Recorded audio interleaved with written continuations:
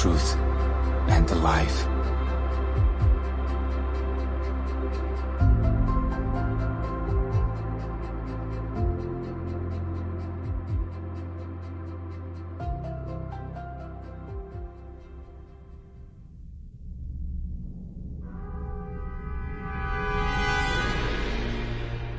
Now it happened one day that Jonathan, the son of Saul, said to the young man who bore his armor, "Come, let us go over to the Philistines' garrison that is on the other side."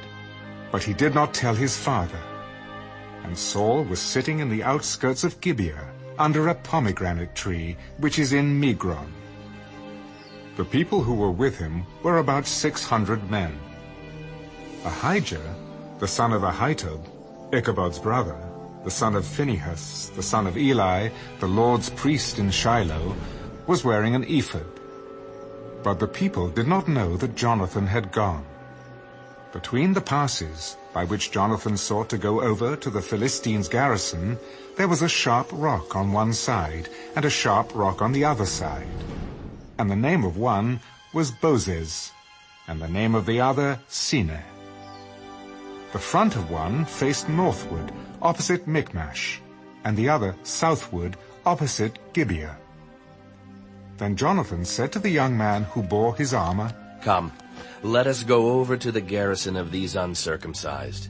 It may be that the Lord will work for us, for nothing restrains the Lord from saving by many or by few."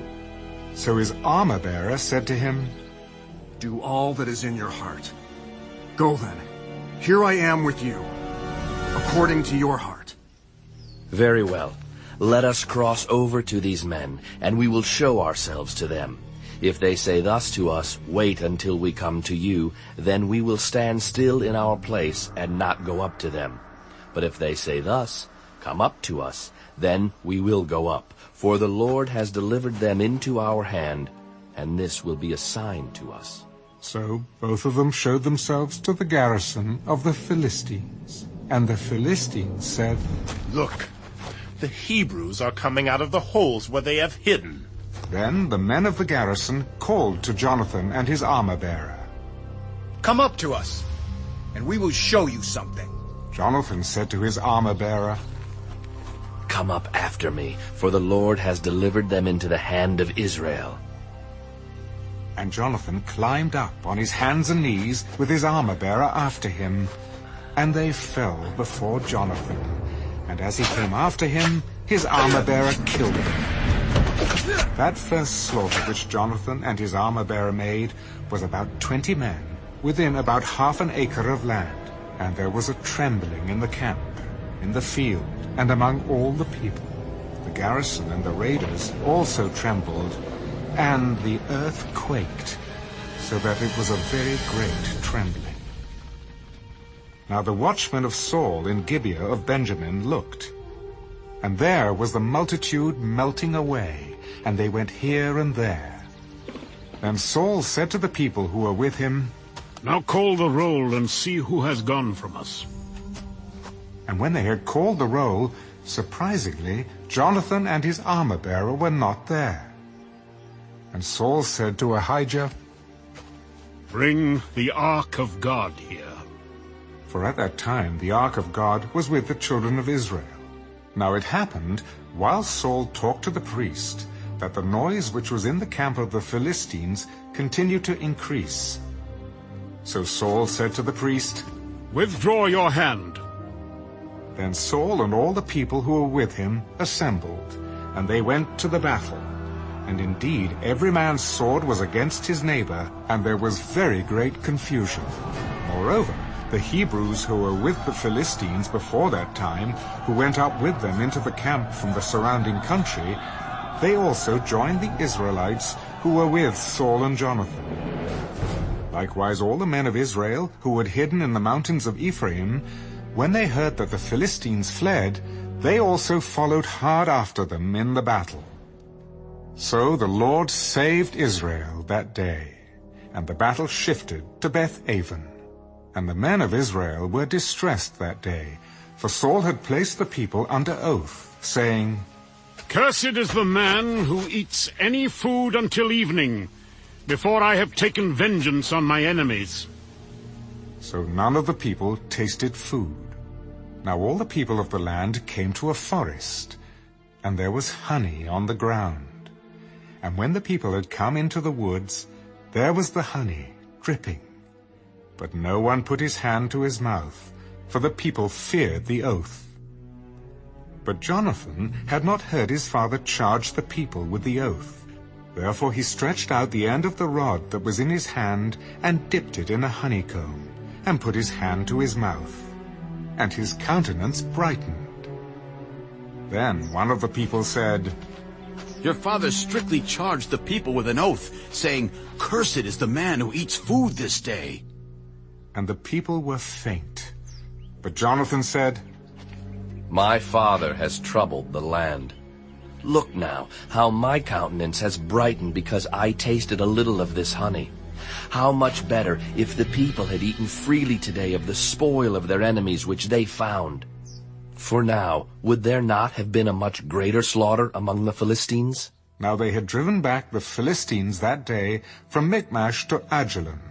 So the people were very faint. And the people rushed on the spoil, and took sheep, oxen, and calves, and slaughtered them on the ground. And the people ate them with the blood. Then they told Saul, Look, the people are sinning against the Lord by eating with the blood. You have dealt treacherously. Roll a large stone to me this day. Disperse yourselves among the people, and say to them, Bring me here every man's ox and every man's sheep. Slaughter them here, and eat. And do not sin against the Lord by eating with the blood. So every one of the people brought his ox with him that night, and slaughtered it there. Then Saul built an altar to the Lord. This was the first altar that he built to the Lord. Let us go down after the Philistines by night, and plunder them until the morning light. And let us not leave a man of them. And they said, Do whatever seems good to you. Then the priest said, Let us draw near to God here. So Saul asked counsel of God. Shall I go down after the Philistines? Will you deliver them into the hand of Israel? But he did not answer him that day. Come over here, all you chiefs of the people, and know and see what this sin was today. For as the Lord lives who saves Israel, though it be in Jonathan my son, he shall surely die. But not a man among all the people answered him. Then he said to all Israel, You be on one side, and my son Jonathan and I will be on the other side. And the people said to Saul, Do what seems good to you. Therefore Saul said to the Lord God of Israel, Give a perfect lot. So Saul and Jonathan were taken, but the people escaped. And Saul said, Cast lots between my son Jonathan and me. So Jonathan was taken. Then Saul said to Jonathan, Tell me what you have done. I only tasted a little honey with the end of the rod that was in my hand. So now I must die. God do so, and more also. For you shall surely die, Jonathan. But the people said to Saul, Shall Jonathan die, who has accomplished this great deliverance in Israel? Certainly not. As the Lord lives, not one hair of his head shall fall to the ground, for he has worked with God this day. So the people rescued Jonathan, and he did not die. Then Saul returned from pursuing the Philistines, and the Philistines went to their own place. So Saul established his sovereignty over Israel, and fought against all his enemies on every side, against Moab, against the people of Ammon, against Edom, against the kings of Zobah, and against the Philistines. Wherever he turned, he harassed them. And he gathered an army and attacked the Amalekites, and delivered Israel from the hands of those who plundered them. The sons of Saul were Jonathan, Jeshua, and Malchishua, and the names of his 2 daughters were these: the name of the firstborn, Merab, and the name of the younger, Michal. The name of Saul's wife was Ahinoam, the daughter of Ahimaaz. And the name of the commander of his army was Abner, the son of Ner, Saul's uncle. Kish was the father of Saul, and Ner, the father of Abner, was the son of Abiel. Now there was fierce war with the Philistines all the days of Saul. And when Saul saw any strong man or any valiant man, he took him for himself.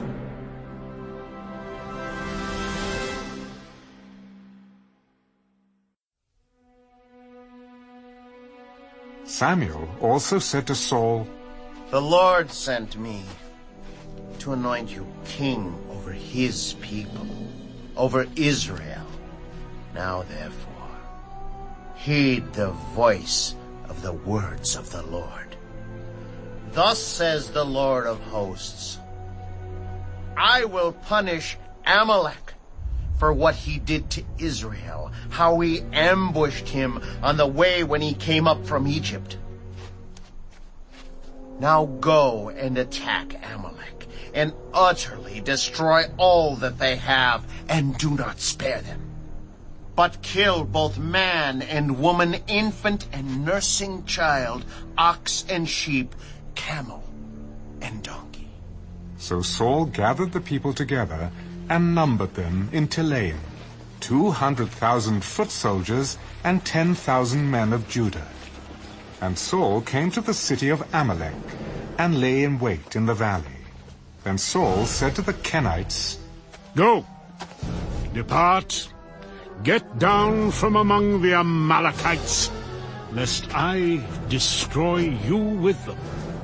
For you showed kindness to all the children of Israel when they came up out of Egypt." So the Kenites departed from among the Amalekites. And Saul attacked the Amalekites from Havilah all the way to Shur, which is east of Egypt. He also took Agag, king of the Amalekites, alive, and utterly destroyed all the people with the edge of the sword. But Saul and the people spared Agag and the best of the sheep, the oxen, the fatlings, the lambs, and all that was good, and were unwilling to utterly destroy them. But everything despised and worthless, that they utterly destroyed. Now the word of the Lord came to Samuel. "I greatly regret that I have set up Saul as king, for he has turned back from following me, and has not performed my commandments." And it grieved Samuel, and he cried out to the Lord all night. So when Samuel rose early in the morning to meet Saul, it was told Samuel, "Saul went to Carmel, and indeed he set up a monument for himself, and he has gone on around, passed by, and gone down to Gilgal." Then Samuel went to Saul, and Saul said to him, "Blessed are you of the Lord. I have performed the commandment of the Lord." "What then is this bleating of the sheep in my ears, and the lowing of the oxen which I hear?" "They have brought them from the Amalekites, for the people spared the best of the sheep and the oxen to sacrifice to the Lord your God, and the rest we have utterly destroyed." "Be quiet, and I will tell you what the Lord said to me last night." "Speak on." "When you were little in your own eyes, were you not head of the tribes of Israel? And did not the Lord anoint you king over Israel? Now the Lord sent you on a mission, and said, Go and utterly destroy the sinners, the Amalekites, and fight against them until they are consumed. Why then did you not obey the voice of the Lord? Why did you swoop down on the spoil and do evil in the sight of the Lord? But I have obeyed the voice of the Lord, and gone on the mission on which the Lord sent me, and brought back Agag, king of Amalek. I've utterly destroyed the Amalekites, but the people took of the plunder, sheep and oxen, the best of the things which should have been utterly destroyed, to sacrifice to the Lord your God in Gilgal. Has the Lord as great delight in burnt offerings and sacrifices as in obeying the voice of the Lord? Behold, to obey is better than sacrifice, and to heed than the fat of rams. For rebellion is as the sin of witchcraft, and stubbornness is as iniquity and idolatry. Because you have rejected the word of the Lord, he also has rejected you from being king. I have sinned, for I have transgressed the commandment of the Lord and your words. Because I feared the people and obeyed their voice. Now therefore, please pardon my sin and return with me, that I may worship the Lord. I will not return with you, for you have rejected the word of the Lord, and the Lord has rejected you from being king over Israel. And as Samuel turned around to go away, Saul seized the edge of his robe, and it tore. The Lord has torn the kingdom of Israel from you today, and has given it to a neighbor of yours, who is better than you. And also, the strength of Israel will not lie nor relent. For he is not a man, that he should relent. I have sinned. Yet honor me now, please, before the elders of my people and before Israel, and return with me, that I may worship the Lord your God. So Samuel turned back after Saul, and Saul worshipped the Lord. Then Samuel said, Bring Agag, king of the Amalekites, here to me. So Agag came to him cautiously. Surely the bitterness of death is past. As your sword has made women childless, so shall your mother be childless among women. Samuel hacked Agag in pieces before the Lord in Gilgal. Then Samuel went to Ramah, and Saul went up to his house at Gibeah of Saul.